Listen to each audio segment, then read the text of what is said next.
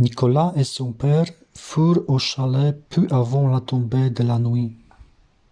Arrivés la veille, les autres avaient pris le matin leur première leçon de ski et maintenant se tenaient dans une grande salle, au rez-de-chaussée, où l'on projetait un film sur la flore et la faune alpine. On interrompit la projection pour accueillir les nouveaux venus. Pendant que la maîtresse, dans le hall, parlait avec le père de Nicolas et lui présentait les deux moniteurs, les enfants de la salle se mirent à chahuter. Nicolas, sur le seuil, les regardait sans oser les rejoindre. Il entendit son père demander comment ça se passait, le ski, et le moniteur lui répondre en riant qu'il y avait peu de neige, que les gosses apprenaient surtout le ski sur herbe, mais que c'était un début. Son père voulut savoir encore si à la fin de ce jour ils auraient un diplôme. Un chamois? Le moniteur rit encore et dit un flocon peut-être.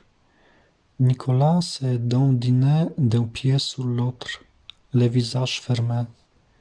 Quand enfin son père repartit, il se laissa embrasser de mauvaise grâce et ne sortit pas lui dire au revoir dehors. Du hall, il écouta avec soulagement le moteur diesel gronder sur le terre-plein, puis s'éloigner. La maîtresse chargea le moniteur de rétablir l'ordre et de remettre en route la projection, pendant qu'elle aiderait Nicolas à s'installer. Elle lui demanda où était son sac pour le monter dans le dortoir. Nicolas regarda autour de lui sans voir le sac. Il ne comprenait pas. « Je croyais qu'il était là, murmura-t-il. « Tu l'as bien emporté ? Demanda la maîtresse. Oui, Nicolas se rappelait très bien quand on l'avait mis dans le coffre, entre les chaînes et les mallettes à échantillons de son père. Et en arrivant, vous l'avez sorti du coffre ? Nicolas secoua la tête en se mordant les lèvres. Il n'en était pas sûr. Ou plutôt, si, il était sûr maintenant qu'on avait oublié de l'en sortir. Ils étaient descendus, puis son père était remonté, et à aucun moment on n'avait ouvert le coffre. C'est trop bête, dit la maîtresse, mécontente. La voiture était repartie depuis 5 minutes, mais il était déjà trop tard pour la rattraper. Nicolas avait envie de pleurer. Il bafouilla que ce n'était pas sa faute. Tu aurais quand même pu y penser, soupira la maîtresse. Voyant combien il semblait malheureux, elle se radoucit, haussa les épaules et dit que c'était bête, mais pas bien grave. On allait s'arranger. De toute façon, son père s'en rendrait compte très vite. Oui, confirma Nicolas, quand il ouvrirait le coffre pour sortir ses mallettes d'échantillons. La maîtresse en conclut qu'il ne tarderait pas à rapporter le sac. Oui, oui, dit Nicolas, partagé entre le désir de retrouver ses affaires et la crainte de voir revenir son père. Est-ce que tu sais, demanda la maîtresse, où il compte s'arrêter pour dormir? Nicolas ne le savait pas. La nuit était tombée maintenant, ce qui rendait peu probable que le père de Nicolas rapporte le sac avant le lendemain matin. Il fallait donc trouver une solution pour la nuit. La maîtresse regagna avec Nicolas la grande salle où la projection avait pris fin et où on s'apprêtait à mettre la table du dîner. En franchissant le seuil derrière elle, il ressentait la pénible impression du nouveau à qui rien n'est familier, dont on va certainement se moquer. Il sentait que la maîtresse faisait ce qu'elle pouvait pour le protéger de l'hostilité et des railleries. Après avoir frappé dans ses mains pour réclamer l'attention, elle annonça sur un ton de plaisanterie que Nicolas, comme toujours dans la lune, avait oublié son sac. Qui voulait lui prêter un pyjama? La liste polycopiée prévoyant que chacun en apporte 3. Tout le monde était en mesure de consentir ce prêt, mais personne ne se proposa. Sans oser regarder le cercle d'enfants rassemblés autour d'eux, Nicolas se tenait près de la maîtresse, qui répéta son appel en s'énervant un peu. Il entendit des gloussements, puis une phrase dont il n'identifia pas l'auteur, mais qui salua un éclat de rire général. « Il va pisser dedans !» C'était une méchanceté gratuite, certainement lancée au hasard, mais qui frappait juste. Il arrivait encore à Nicolas de mouiller son lit, rarement, mais il redoutait quand même de dormir ailleurs que chez lui. Depuis qu'il était question de la classe de neige, c'était un de ses grands motifs d'inquiétude. Il avait d'abord dit qu'il ne voulait pas y aller. Sa mère avait demandé un rendez-vous à la maîtresse, qui l'avait tranquillisé. Il ne serait sans doute pas le seul, et d'ailleurs ce type de trouble disparaissait souvent en collectivité.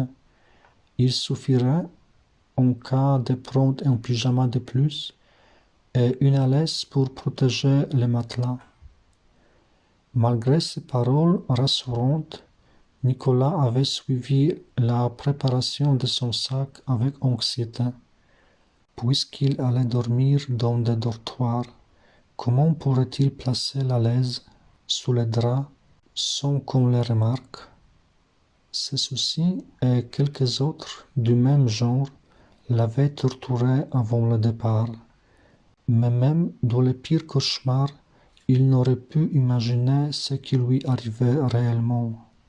Se retrouver privé de sacs, d'alaises, de pyjamas, réduit à un mendieu, un qu'on lui refusait en se moquant de lui et de son arrivée percée à jour, comme si sa honte était écrite sur sa figure. Pour finir, quelqu'un dit qu'il lui prêterait un pyjama. C'était Khotkan. Cela aussi fit rire, car il était le plus grand de la classe et Nicolas un des plus petits, au point qu'on pouvait se demander si l'offre ne visait pas à le ridiculiser davantage. Mais Khotkan coupa court aux railleries en disant que celui qui embêterait Nicolas aurait affaire à lui, et chacun se le tint pour dit. Nicolas lui jeta un regard de reconnaissance inquiète. La maîtresse semblait soulagée, mais perplexe, comme si elle redoutait un piège. Khotkan avait sur les autres garçons une grande autorité, qu'il exerçait de façon capricieuse. Dans tous les jeux, par exemple, on se définissait par rapport à lui, sans savoir d'avance s'il allait tenir le rôle d'arbitre ou celui de chef de bande. Rendre la justice ou bien la violer cyniquement. Il pouvait, à quelques secondes d'intervalle, se montrer extraordinairement gentil et extraordinairement brutal. Il protégeait et récompensait ses vassaux, mais aussi bien les disgraciés sans raison, les remplaçait par d'autres qu'il avait jusqu'alors dédaignés ou maltraités. Avec Khotkan, on ne savait jamais sur quel pied danser. On l'admirait et le craignait. Même les adultes semblaient le craindre. D'ailleurs, il avait presque la taille d'un adulte, la voix d'un adulte, sans rien de la gaucherie des enfants trop vite poussés. Il bougeait, parlait avec une aisance presque déplacée. Il pouvait être grossier, mais aussi s'exprimer avec une distinction, une richesse et une précision de vocabulaire surprenantes pour son âge. Il avait de très bonnes notes ou de très mauvaises, sans paraître s'en soucier. Sur la fiche qu'on remplissait au début de l'année, il avait écrit « Père décédé » et on savait qu'il vivait seul avec sa mère. Les samedis à midi, seulement ce jour-là, elle venait le chercher dans une petite voiture de sport rouge. Elle n'en descendait pas, mais on avait quand même le temps de voir qu'avec sa beauté agressive, fardée, ses joues creuses, sa crinière de cheveux roux qui paraissait inextricablement emmêlée, elle ne ressemblait pas aux autres mères d'élèves. En dehors des samedis, Otkan allait à l'école et on revenait seul, en tramway. Il habitait loin. On se demandait pourquoi il ne fréquentait pas une école plus proche de chez lui, mais ce genre de questions qu'il aurait été facile de poser à un autre devenait impossible face à Otkan. En le voyant s'éloigner vers la station, son sac sur l'épaule, il était le seul à ne pas porter de cartable sur les dents. On essayait en vain, et chacun à part soi, car nul n'osait parler de lui en son absence, d'imaginer son trajet, les quartiers où ils habitaient, sa mère et lui, leur appartement, sa chambre. L'idée qu'il existait quelque part dans la ville un lieu qui était la chambre de Otkan avait quelque chose d'à la fois improbable et mystérieusement attirant. Personne n'y avait jamais pénétré et lui-même n'allait pas chez les autres. Nicolas partageait avec lui cette singularité, mais elle était dans son cas plus discrète et personne, espérait-il, ne s'en était aperçu. Personne ne pensait à l'inviter, ni n'attendait d'être invité chez lui. Il était aussi effacé et craintif que Otkan était hardi et autoritaire. Depuis le début de l'année, il avait une peur terrible que Otkan le remarque, lui demande quelque chose et à plusieurs reprises avait fait des cauchemars dans lesquels il le choisissait pour souffre-douleur. Aussi fut-il très inquiet comme Otkan, comme un empereur romain, saisi au cirque d'un accès de mansuétude, mit fin au supplice du pyjama. S'il le prenait sous sa protection, il pouvait aussi bien ensuite l'abandonner, ou le livrer aux autres qui l'auraient excité contre lui. Beaucoup la recherchaient, mais tous savaient que la faveur de Otkan était dangereuse, et Nicolas jusqu'à présent était arrivé à ne pas attirer son attention. À présent, c'était fini.